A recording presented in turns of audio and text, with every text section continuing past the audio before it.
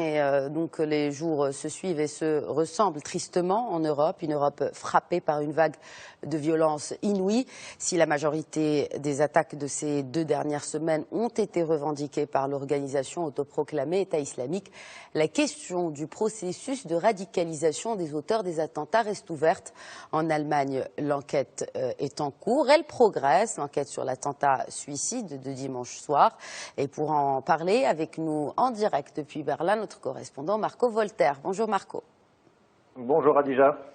Alors le parcours de cet homme, de ce Syrien qui avait prêté allégeance à Daesh, intrigue beaucoup les enquêteurs allemands. Effectivement, ce Syrien était arrivé en Allemagne il y a 2 ans en tant que réfugié. Il était suivi par des psychologues et lors de ces séances, l'homme de 27 ans aurait raconté, selon le très sérieux journal du Deutsche Zeitung, comment, lors de son périple pour arriver en Allemagne, il avait été battu et maltraité dans une prison en Bulgarie avant d'être mis à la rue. L'homme aurait également prétendu qu'un autre Syrien lui avait soudainement et généreusement donné de l'argent en Bulgarie pour lui permettre de continuer sa route.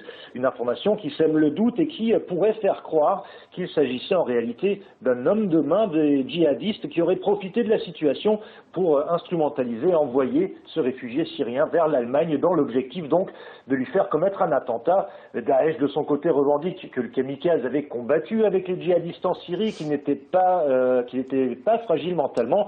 Alors est-ce un mensonge pour lui fabriquer une image de héros chez les extrémistes ou est-ce que c'est la vérité? Pourquoi toutes ces questions sont essentielles? Eh bien pour savoir à quel point il s'agissait d'une radicalisation spontanée qu'il est donc quasiment impossible de prévoir, ou bien si tout était organisé par en haut et que finalement les renseignements allemands ont failli à leur mission.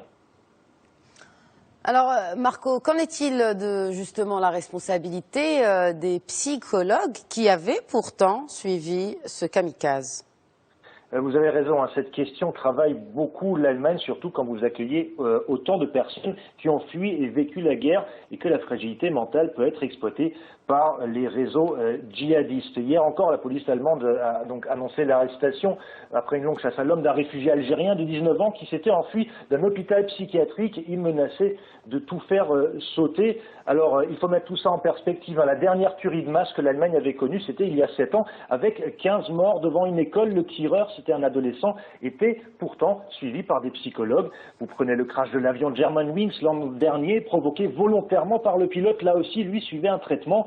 Se pose en fait la question du problème du secret médical, de la relation de confiance qu'un psychologue doit établir avec son patient et de savoir à quel moment il faut avertir la police, ce qui veut dire interrompre le traitement, accuser quelqu'un qu'on est en train de soigner. Tout cela est très délicat et ça devient encore plus complexe lorsqu'on sait qu'un psychologue n'est pas forcément préparé à repérer d'éventuels liens de son patient avec un groupe extrémiste.